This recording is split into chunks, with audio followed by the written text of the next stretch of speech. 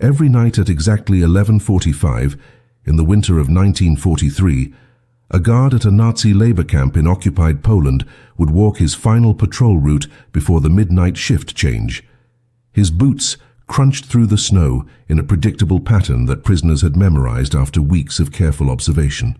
But what the camp commandant never knew, what the other SS guards never suspected, was that this man was committing an act of treason so subtle and so dangerous that discovery would mean immediate execution.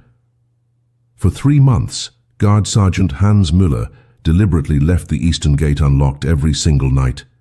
creating a window of exactly 17 minutes where prisoners could slip into the frozen forest and vanish into the darkness. This is the story they buried, the impossible act of defiance that saved lives in the heart of hell itself, and the question that still haunts historians today is simply this: why would a member of the SS, a man who had sworn an oath to Hitler himself, risk everything to let his enemies escape? The Gross-Rosen labor camp sat in the industrial heartland of Lower Silesia, a region the Nazis had transformed into a sprawling network of forced labor,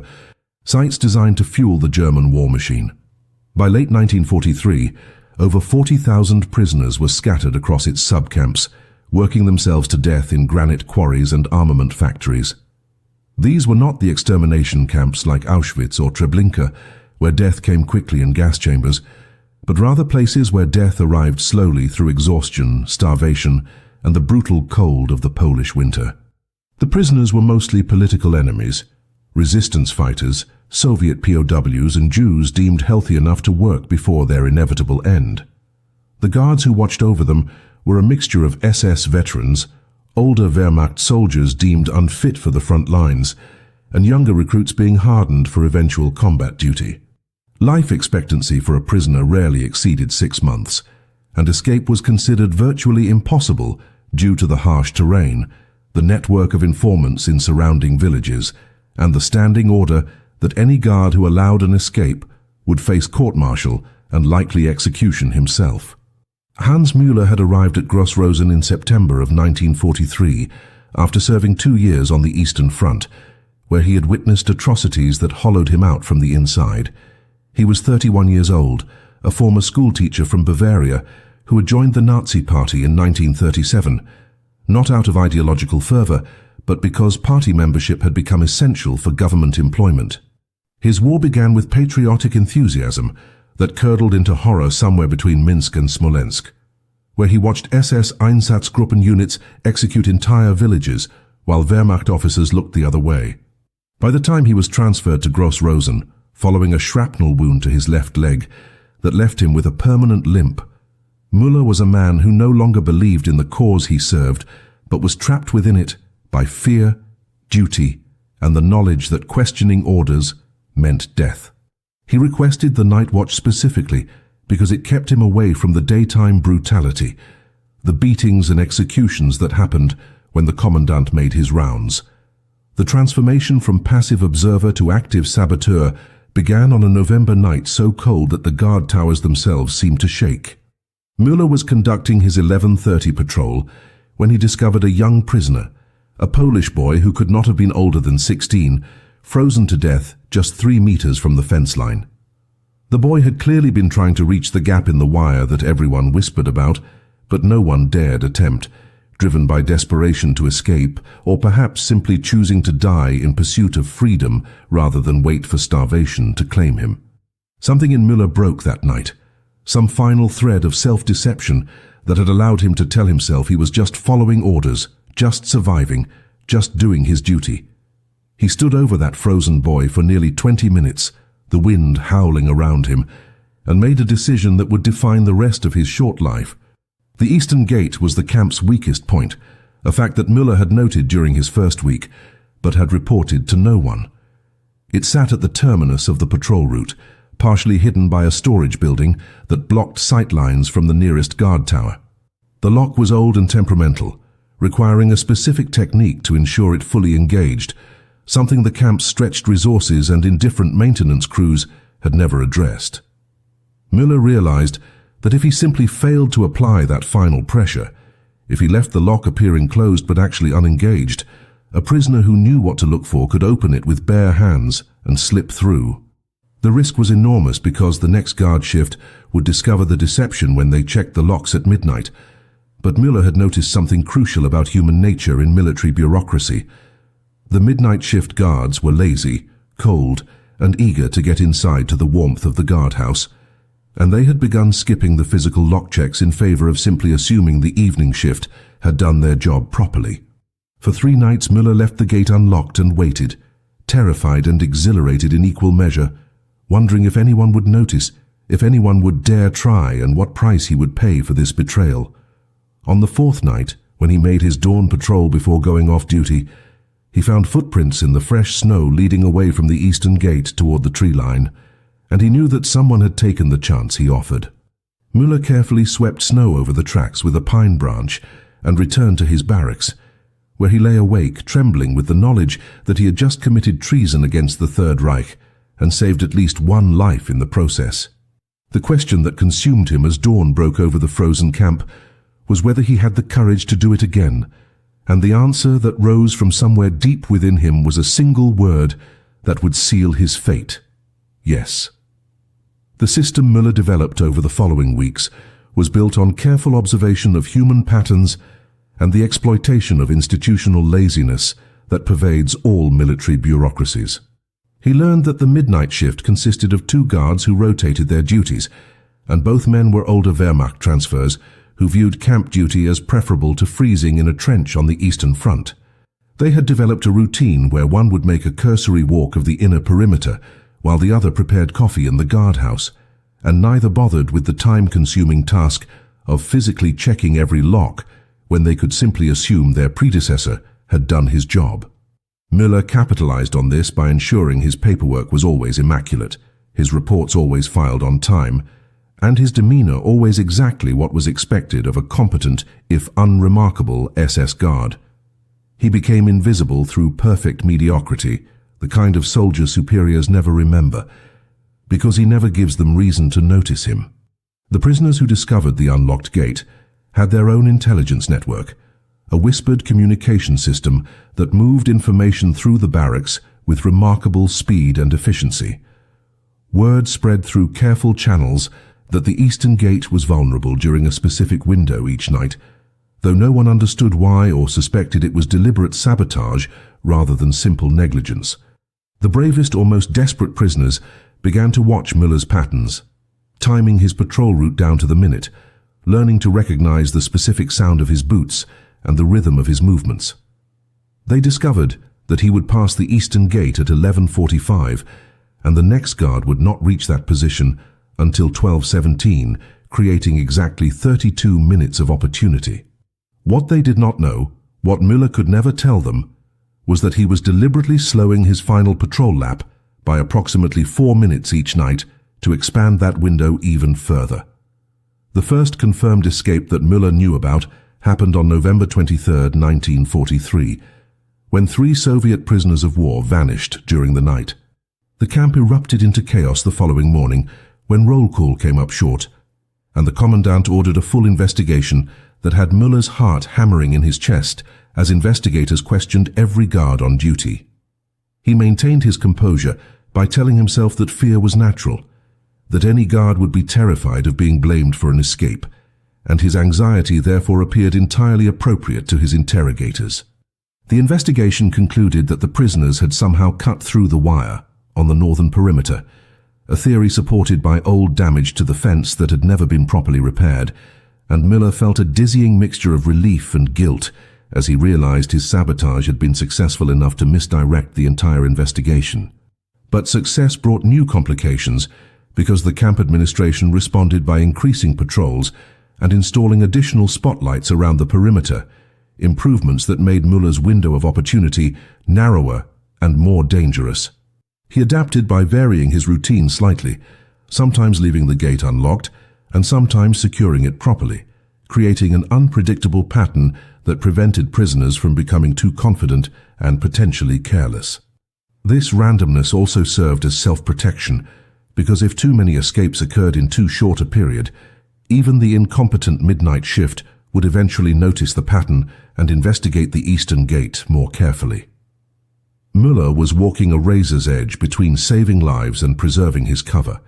knowing that discovery meant not just his own execution, but the end of the escape route for everyone who might still use it. The winter deepened, and the death rate in the camp accelerated as temperatures plummeted, and rations were cut to redirect food supplies to the crumbling eastern front. Müller watched prisoners die daily from exposure, starvation, and the casual brutality of guards who had become desensitized to suffering, and each death reinforced his conviction that what he was doing mattered, even if he could only save a handful among thousands. He began leaving the gate unlocked more frequently, accepting greater risk, because the alternative was watching more young men freeze to death 3 meters from freedom. And something in him had decided that his own survival was worth less than their chance at life. By December of 1943, Müller had facilitated at least 11 successful escapes, though he could never know the exact number because prisoners who made it through the eastern gate vanished into the forest without leaving confirmation of their survival. The uncertainty gnawed at him during sleepless days when he lay in his barracks listening to other guards joke about escaped prisoners freezing to death in the woods or being shot by Polish partisans who distrusted everyone. He tortured himself with the possibility that he was not saving lives but merely changing the location of their deaths, sending desperate men into a frozen wilderness where starvation or exposure would claim them just as certainly as the camp itself. But then he would remember the frozen boy from November, and he would tell himself that dying in pursuit of freedom was still a better death than waiting passively for the end, and this rationalization allowed him to continue his nightly betrayal of everything he had once sworn to uphold. The transformation of Hans Müller from reluctant participant to active resistor accelerated his internal deterioration in ways he had not anticipated. He began drinking heavily during his off hours, not enough to impair his duties, but sufficient to quiet the voices in his head that screamed conflicting demands about duty, morality, and survival. Other guards noticed his increased alcohol consumption, but attributed it to the same general despair that affected everyone stationed in the camp, that slow spiritual death that came from spending your days surrounded by human misery while pretending it was necessary for the greater good. Müller's commanding officer even commended him once for his steady performance, despite the obvious strain of camp duty, completely missing the irony that the strain came not from enforcing the Nazi system, but from systematically undermining it. The loneliness of his secret was perhaps the worst part, because he could never share his actions with anyone, could never seek validation or support, could never even acknowledge to himself in writing what he was doing for fear that a diary or letter might be discovered after his inevitable death. The camp's internal resistance network, such as it existed, operated in complete ignorance of Müller's role in the escapes. Prisoner leaders assumed the Eastern Gate weakness was either incompetence or a trap designed to identify potential escapees for punishment. And heated debates occurred in whispered conversations about whether attempting the route was worth the risk. Some prisoners argued it was too convenient, too obvious, and must be a deliberate setup by the SS to justify collective punishment or executions. Others maintained that the Nazis were simply arrogant and sloppy, that their belief in their own superiority made them careless about details like lock maintenance and patrol schedules. What none of them considered was that a guard might be deliberately creating opportunities for escape, because such a thing was so far outside their experience of SS behavior that it literally did not occur to them as a possibility. This cognitive blind spot worked in Müller's favor because prisoners who successfully used the Eastern Gate never thought to thank him or acknowledge his role. They simply fled and never looked back. The camp commandant, Sturmbannführer Klaus Reinhardt, was a career SS officer whose incompetence was matched only by his ambition to avoid notice from his superiors in Berlin. He ran Grossrosen with minimal effort, delegating most actual decisions to subordinates while focusing his energy on ensuring his paperwork indicated maximum productivity with minimum problems. Escapes were problems, but they could be managed through creative accounting that reclassified dead prisoners as transfers to other camps or listed escapees as deceased from natural causes. Reinhardt's primary concern was maintaining the fiction of control rather than exercising actual control, which meant that as long as the total prisoner count in his reports matched expectations and production quotas were met, he remained willfully blind to the grinding reality of daily operations. This institutional corruption and bureaucratic self-deception created the exact conditions that allowed Müller's sabotage to continue undetected, because no one in the command structure actually wanted to look too closely at anything that might require them to take responsibility or make difficult decisions. Christmas of 1943 arrived with heavy snow and temperatures that dropped to -15 degrees Celsius, conditions that made escape attempts nearly suicidal, but also provided cover in the form of reduced visibility and guards who shortened their patrols to minimize exposure to the cold. Müller left the eastern gate unlocked on Christmas Eve, a gesture that felt both deeply meaningful and utterly futile, and he spent the holiday sitting alone in the guard barracks drinking schnapps and wondering if anyone would even attempt an escape on such a brutal night. The next morning, roll call revealed that 2 prisoners were missing,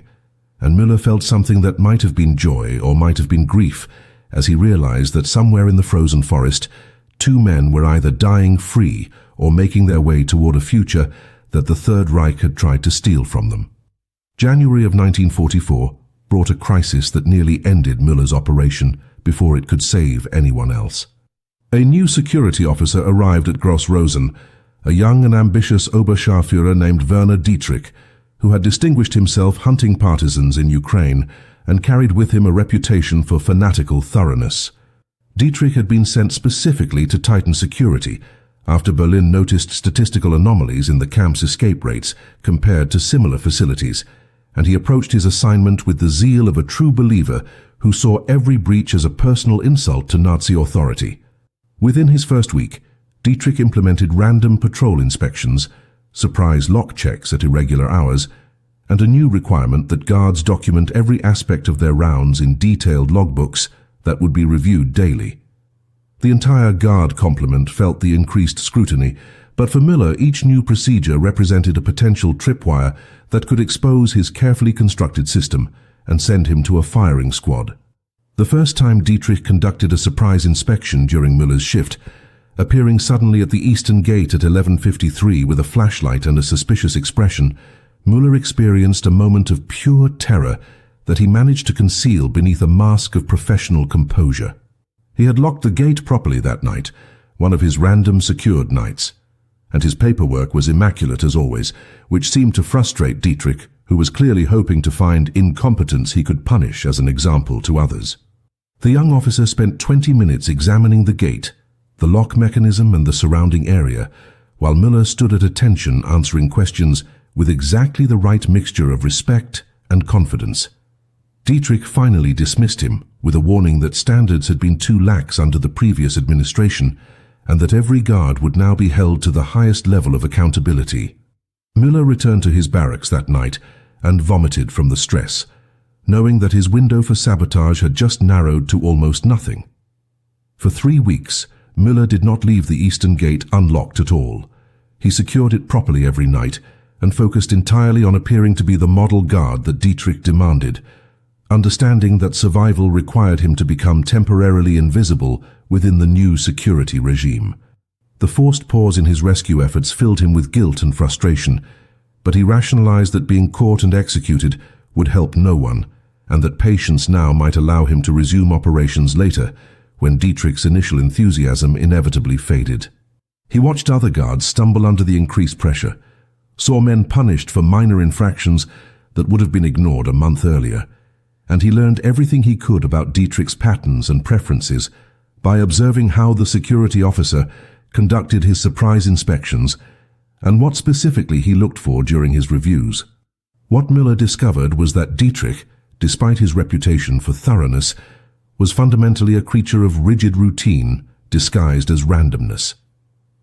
The security officer conducted his surprise inspections at irregular hours, but always within certain time windows, never before 2200 hours and never after 0200, because he maintained a strict sleep schedule that he believed essential for mental sharpness.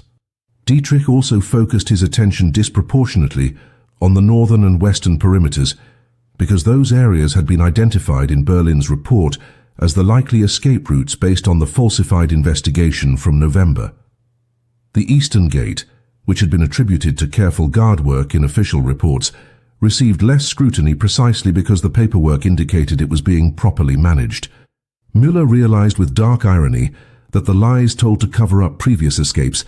had actually created a blind spot in the new security regime, and that if he was patient and careful, he might be able to exploit Dietrich's own assumptions against him. By late January, Müller had identified a new window of opportunity. Dietrich conducted most of his eastern perimeter inspections on weekends when he was trying to catch guards being lazy before their days off, which meant weeknight shifts received less scrutiny.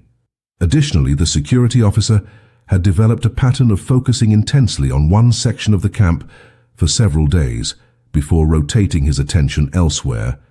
and Müller learned to track these rotation patterns through casual conversations with other guards who complained about being under the microscope. On the night of January 27th, with Dietrich occupied investigating suspected theft in the supply depot and the midnight shift staffed by the two laziest guards in the rotation, Müller left the Eastern Gate unlocked for the first time in nearly a month. His hands shook as he walked away from it, and he spent the rest of his patrol certain that this would be the night everything collapsed. But when dawn came and roll call revealed no missing prisoners,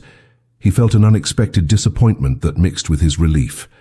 The psychological toll of living a double life began to manifest in ways Müller could no longer fully control. He developed a nervous habit of touching his left pocket, where he kept a small photograph of his sister's children, a gesture that provided momentary comfort but also drew occasional curious glances from other guards who wondered what talisman he was checking so compulsively. His sleep, already poor, deteriorated into something closer to brief periods of unconsciousness, punctuated by nightmares where he was simultaneously the guard shooting escapees and the prisoner being shot, a confusion of identity that left him waking in cold sweats multiple times each night. Other guards began to give him slightly wider berth, sensing something unstable beneath his professionally correct exterior.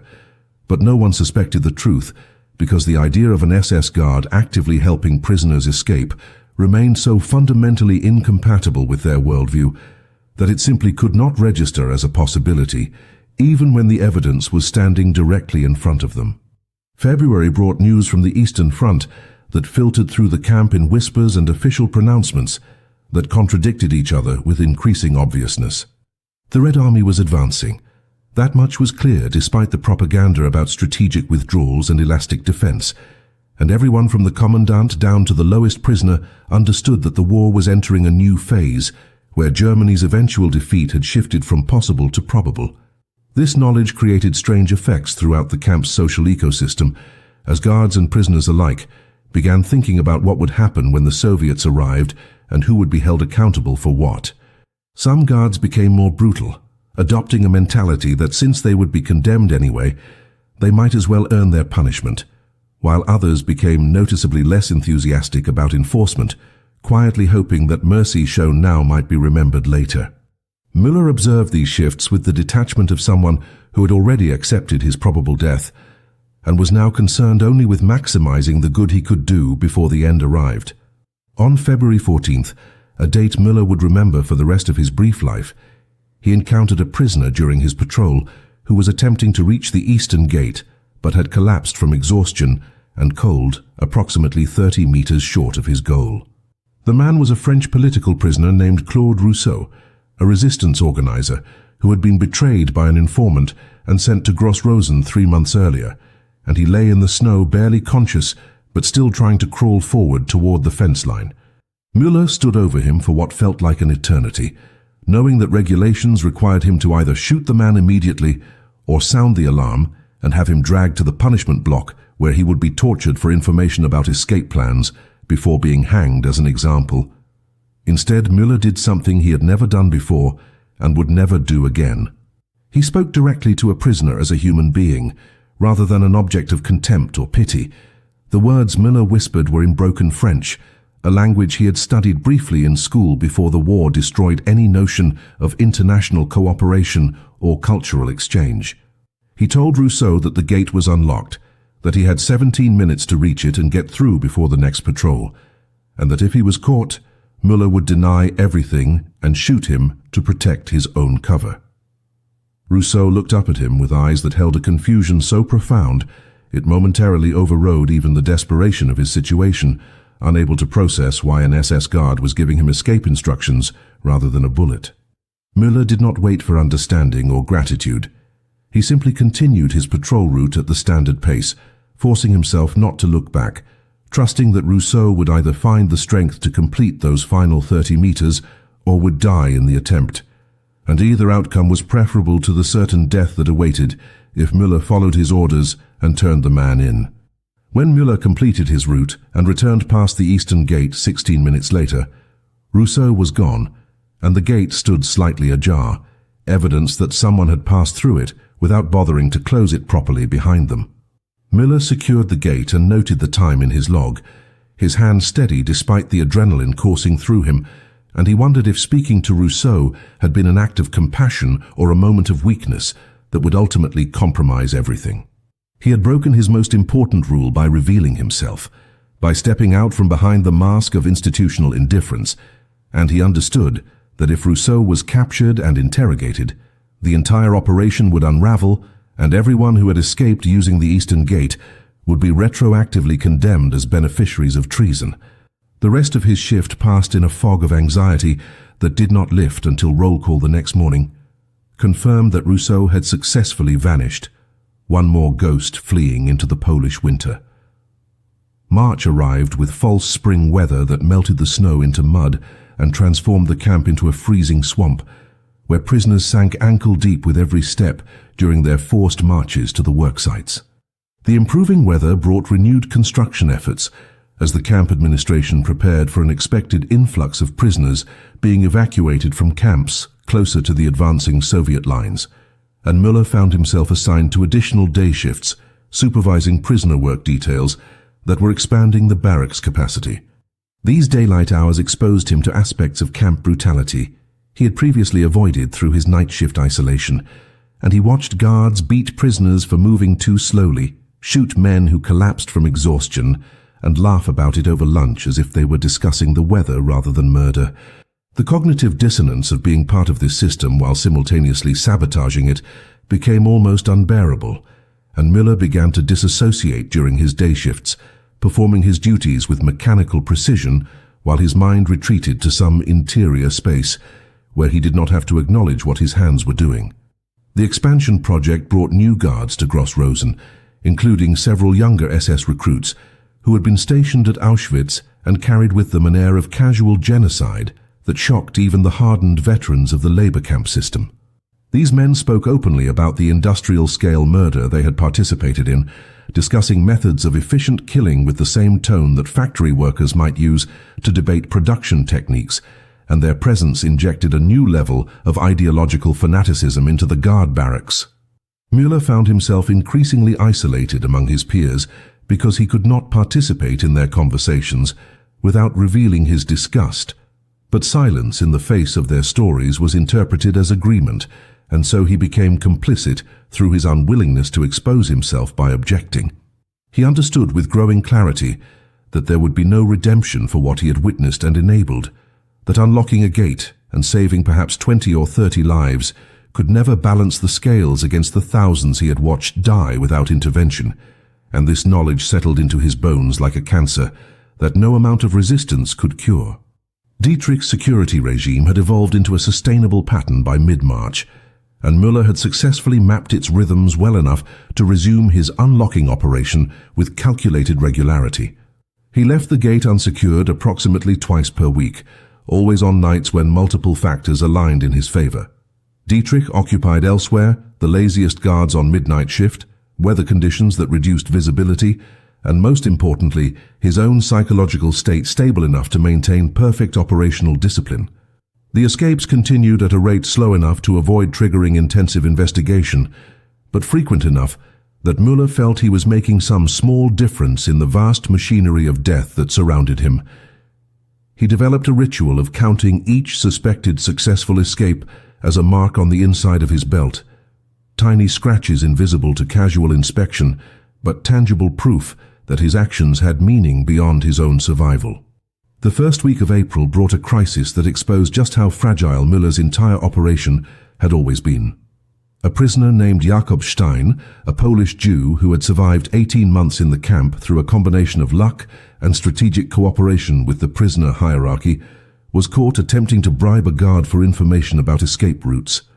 Under torture in the punishment block, Stein revealed that prisoners had been monitoring guard patterns around the eastern gate and had identified what they believed to be a security weakness during the late-night patrol changeover. The investigation that followed was swift and brutal, with Dietrich personally interrogating every guard who had worked the eastern perimeter in the previous 3 months, examining patrol logs with microscopic attention, and conducting physical tests of the gate lock mechanism to determine if it had been tampered with or was simply defective. Müller endured his interrogation with outward calm, while internally calculating whether he should attempt to flee, commit suicide, or simply wait to see if his careful operational security would hold against serious scrutiny. What saved Müller was not his own cleverness, but rather institutional dynamics he could never have predicted or controlled. The commandant, Reinhardt, was furious at Dietrich for conducting an investigation that implied previous security failures, because any such failures would reflect poorly on Reinhardt's leadership in reports to Berlin. Rather than allow Dietrich to expose systemic problems that might threaten his own position, Reinhardt effectively sabotaged the investigation by declaring that Stein's testimony was unreliable due to the torture used to extract it, that the Eastern Gate had been tested and found secure, and that the entire matter was simply a prisoner's desperate fantasy rather than evidence of actual security breaches. Dietrich was forced to abandon his investigation or directly challenge his superior officer,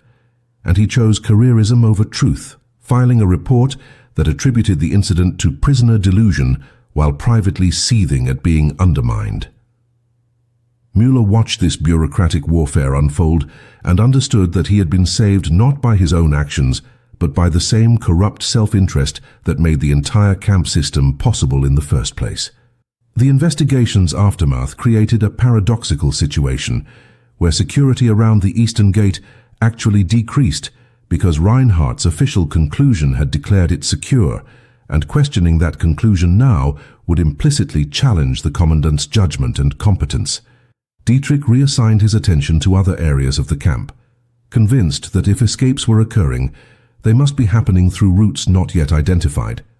and the midnight shift guards interpreted the whole episode as confirmation that their minimal efforts were adequate, since nothing had been found wrong with their procedures. Müller recognized this window of reduced scrutiny as perhaps his last opportunity to maximize the impact of his sabotage before the inevitable end came, whether through discovery, Soviet liberation, or the camp's complete liquidation as the front lines drew closer. He began leaving the gate unlocked 3 or sometimes 4 times per week, taking risks that his earlier cautious self would have considered suicidal, driven by a fatalistic urgency that accepted his death as already determined and concerned itself only with the count of lives saved before that death arrived. Late April brought the first concrete evidence that the war was entering its final phase, when prisoners arriving from evacuated eastern camps brought stories of Soviet atrocities against SS personnel and the summary executions of anyone associated with camp administration. These accounts, whether accurate or exaggerated, created panic among the guards, who began to understand that their uniforms had transformed them from perpetrators into targets, and that the advancing Red Army would make no distinctions between enthusiastic murderers and reluctant participants in the machinery of genocide. Some guards began planning their own escapes, discussing in hushed conversations how they might shed their uniforms and disappear into the chaos of Germany's collapse, while others doubled down on brutality with the logic that they were already condemned and might as well fulfill their roles completely. Müller observed these reactions with detached interest, knowing that his own fate was sealed regardless of whether he died as an SS guard or was exposed as a traitor, and finding a strange peace in the certainty that no future awaited him beyond the next few weeks or months. The most successful escape facilitated by Müller's unlocked gate occurred on the night of April 23rd, when a coordinated group of 7 prisoners, including 2 Soviet officers and 5 Polish resistance members made it through the eastern perimeter and vanished into the surrounding countryside.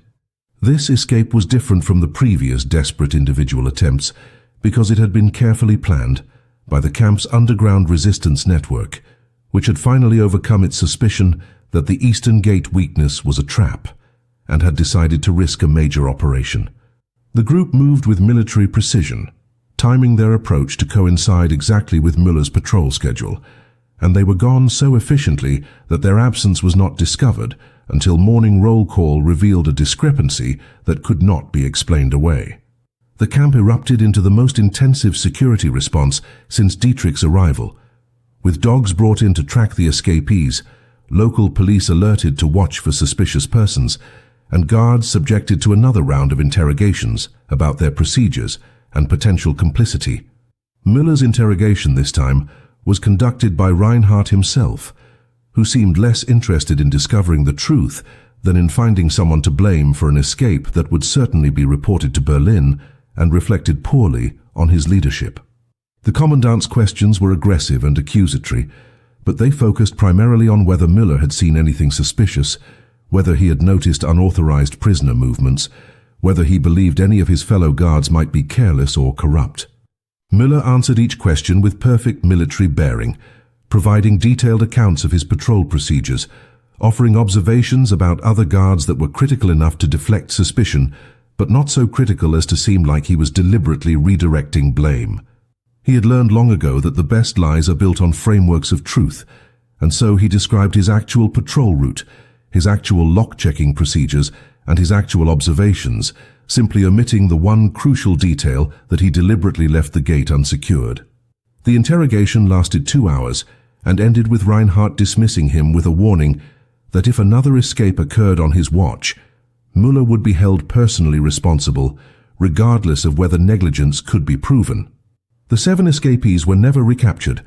a fact that Dietrich reported to Reinhardt with barely concealed fury, and that Reinhardt reported to Berlin with creative reinterpretation that attributed the escape to unprecedented prisoner sophistication rather than security failures. For Müller, the knowledge that 7 men had made it to freedom because of his actions provided a moment of pure satisfaction that briefly lifted the suffocating weight of guilt and complicity he carried every waking hour. He added 7 more scratches to the inside of his belt, bringing his total count to 38 confirmed or suspected successful escapes, and he wondered if that number was enough to matter in any cosmic accounting of his sins, knowing the answer was almost certainly no, but finding meaning in the attempt regardless. May of 1945 arrived with the unmistakable sound of artillery fire audible in the distance, a rolling thunder that grew incrementally louder each day as the Soviet advance compressed the remaining German-held territory like a closing fist. The camp administration received orders to begin evacuating prisoners westward in forced marches that everyone understood were death marches designed to prevent liberation and eliminate witnesses to what had occurred within the wire. Müller watched columns of skeletal prisoners being herded onto roads with minimal supplies and no clear destination, knowing that most would die from exhaustion or be shot by guards when they could no longer walk, and the sheer scale of this final atrocity made his small acts of sabotage seem pathetically inadequate in retrospect.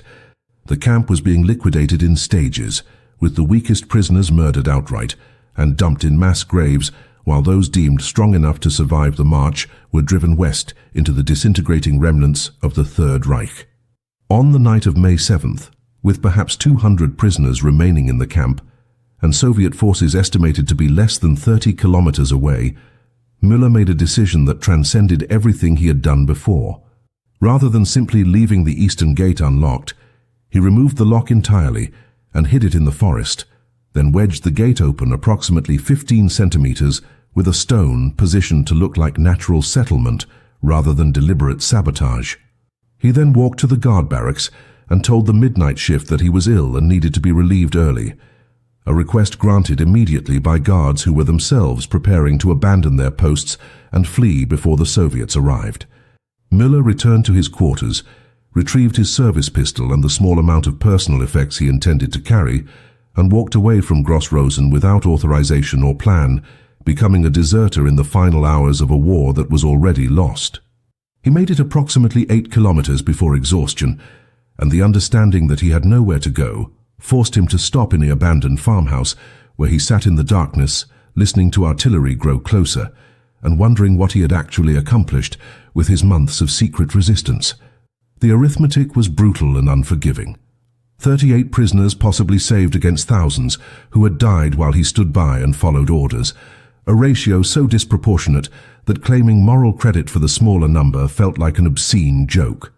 But then he thought about Claude Rousseau and the 7 men from the coordinated escape and all the others whose names he would never know. And he understood that from their perspective, from the perspective of someone who had been saved, the numbers were irrelevant because their entire world had been preserved. The lives he saved might be statistically meaningless against the totality of the Holocaust, but statistics were abstractions and lives were specific and individual, and perhaps meaning existed not in the numbers but in the act itself, in the choice to resist even when resistance was insufficient. Dawn on May 8th brought the sound of Soviet voices and the rumble of tank engines moving through the surrounding countryside, and Müller made the decision to surrender rather than attempt to blend into the civilian population. He walked out of the farmhouse with his hands raised and his SS uniform still on, and he was immediately surrounded by Soviet soldiers who seemed surprised to encounter a German guard voluntarily giving himself up rather than fighting or fleeing. Through a translator, Müller attempted to explain what he had done at Gross Rosen, the unlocked gate and the escaped prisoners, but his words were met with skepticism and contempt because the Soviets had already liberated multiple camps and heard countless guards claim they had secretly helped prisoners or were just following orders. They did not believe him, and he understood that he had no evidence to offer beyond the testimony of prisoners who had escaped and would never know his name, or that his actions had been deliberate rather than accidental incompetence. Müller was transported to a processing facility where captured SS personnel were being sorted for trial or execution, and he spent 3 days in a crowded cell with other guards from various camps, all of whom told stories about how they had been different, had tried to help, had never personally killed anyone even as they stood watch over industrialized murder. He stopped trying to distinguish himself from them because he realized that from the outside, from the perspective of the victims and liberators, there was no meaningful distinction between a guard who murdered enthusiastically and a guard who murdered reluctantly, or a guard who enabled murder while occasionally helping someone escape. They had all worn the same uniform and served the same system, and individual variations in moral compromise were ultimately irrelevant to the collective guilt they shared. On his 4th day in Soviet custody, Müller was taken from his cell for interrogation, and he never returned. The official Soviet records list Hans Müller as executed on May 12, 1945, following a summary tribunal that convicted him of crimes against humanity based solely on his SS service at Gross Rosen. No transcript of his interrogation survived, and if he attempted to explain his actions to his captors, those explanations were either not recorded or were dismissed as the predictable lies of a war criminal seeking to avoid responsibility. He was 33 years old at the time of his death, and he left behind no wife, no children, no letters or diary that might have documented his secret campaign of sabotage. The only physical evidence of his existence was his name on guard rosters and his signature on patrol logs that documented his presence at a camp where thousands died. And these documents told the story of a perpetrator rather than a conflicted saboteur who had tried in his inadequate way to resist the machine from within. What makes Müller's story accessible to historians today is not German records, which were largely destroyed as the Reich collapsed, but rather the testimony of survivors who escaped from Gross Rosen and eventually came forward decades later with accounts of the mysteriously unlocked Eastern Gate. Claude Rousseau, the French resistance member who Müller had spoken to directly, survived the war and spent 40 years believing his escape had been the result of simple guard negligence,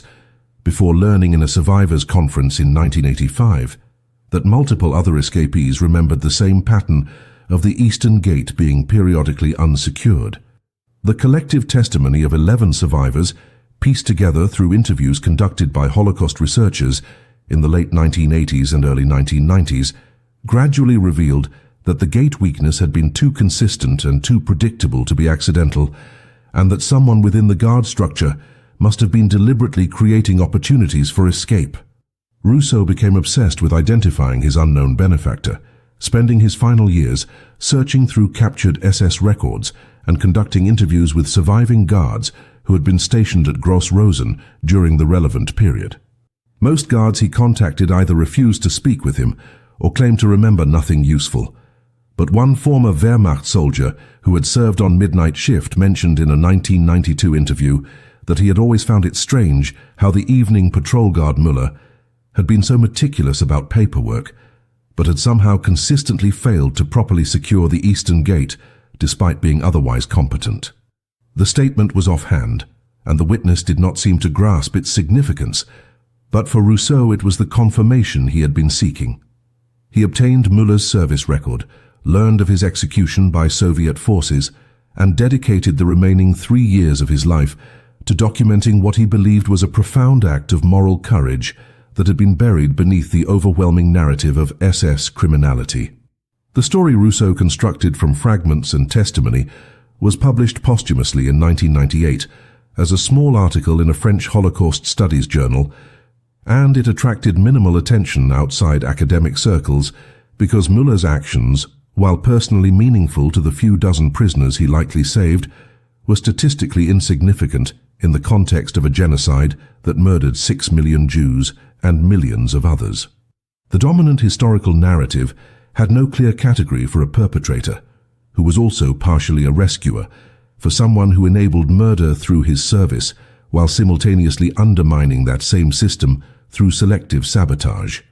Müller's story was too morally complicated for popular consumption, too ambiguous for those seeking clear heroes and villains, and so it remained obscure, a footnote in the extensive documentation of the Holocaust. But for the 38 people whose scratches Müller carved into his belt, and for their children and grandchildren who exist, because those 38 survived, the statistical insignificance is irrelevant. Each life saved was an entire world preserved, complete with all the futures and relationships and possibilities that radiated forward from the moment of escape. Among the descendants of Müller's escapees are doctors, teachers, artists, and 3 Holocaust educators who lecture about the complexity of moral choice during genocide, using the story of the unknown SS guard who unlocked the gate as a way to explore the difficult truth that humanity can exist, even in those who serve in human systems. They do not argue that Müller's actions absolve him of his complicity, do not claim he was a hero, rather than a conflicted perpetrator seeking insufficient redemption. But they insist that his story matters because it demonstrates that choice remained possible even in the heart of the machine, and that some people chose resistance even when that resistance was inadequate and ultimately futile.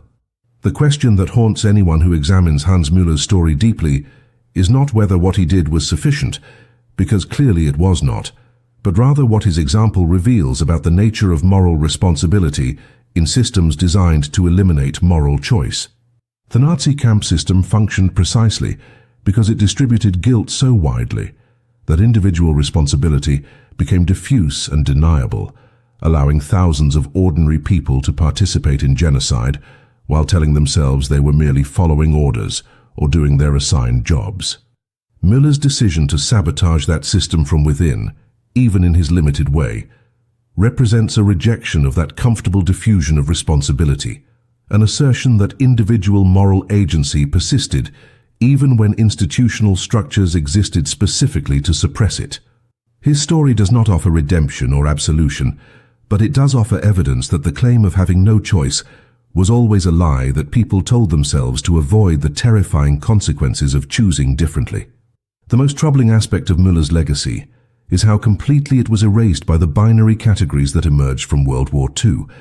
categories that demanded people be sorted cleanly into perpetrators or victims, collaborators or resistors, guilty or innocent. Müller fit none of these categories comfortably because he was simultaneously all of them, a guard who enabled atrocity through his service while also undermining that atrocity through selective sabotage, a man who saved dozens while standing by as thousands died. The historical record had no language for such moral complexity, and so it defaulted to the simplest categorization available. He wore an SS uniform and served at a death camp, Therefore, he was a perpetrator whose execution was justified and unremarkable. The possibility that he might also have been something else, something more complicated, was lost because acknowledging such complexity threatened the clear moral narratives that societies needed to process the incomprehensible scale of the Holocaust. In the decades since Rousseau's research brought Müller's story to limited academic attention, it has been cited in exactly 17 scholarly works, most of them examining the theoretical possibility of resistance within totalitarian systems rather than celebrating Müller himself as any kind of hero. Modern Holocaust educators struggle with how to present his case because it resists easy moral conclusions and potentially provides ammunition for those seeking to minimize SS criminality by pointing to exceptional cases of individual decency. The consensus among serious historians is that Müller's story should be told but contextualized carefully, presented not as evidence that the SS contained secret heroes, but rather as a demonstration of how rare and difficult resistance was, and how even those who attempted it remained complicit in the larger machinery of genocide. His 38 saved lives are real and meaningful, but they exist alongside his participation in a system that murdered thousands, and both truths must be held simultaneously without allowing either to cancel the other. The Eastern Gate at Gross Rosen no longer exists. The camp was partially demolished after the war, and what remains has been converted into a memorial and museum that receives approximately 20,000 visitors annually. The exhibits document the camp's history, the prisoners who died there, and the liberation by Soviet forces, but there is no mention of Hans Müller or the unlocked gate, because the evidence for his story is fragmentary and his moral status is too ambiguous for memorial spaces that serve primarily to honor victims rather than explore the complexity of perpetrators. Visitors walk past the approximate location where the Eastern Gate once stood without knowing that it was a portal between death and possibility, that for exactly 17 minutes on certain nights in 1943 and 1944, it represented the slimmest chance at survival that some desperate prisoners managed to seize. The final word on Hans Müller comes from one of the survivors whose escape he facilitated, a Polish Jew named David Blum, who made it through the Eastern Gate in February of 1944 and eventually immigrated to Israel, where he lived until his death in 2006. In an interview conducted shortly before he died, Blum was asked whether he thought the unknown guard who left the gate unlocked deserved recognition or condemnation, and his answer captured the irresolvable moral paradox at the heart of the story. He said that if he believed in a God who kept accounts, he imagined that God would judge the guard harshly for his complicity, but would also note the scratches on his belt, and that perhaps in the incomprehensible mathematics of divine justice, those scratches might mean something even if they could never balance the scales. Then Blum added that he personally did not believe in such a God, but that he was alive to have this conversation because someone had made a choice when they could have chosen differently, and that in the end, the meaning of that choice was simply this: he lived, his children lived, his grandchildren lived, and that was both everything and not nearly enough.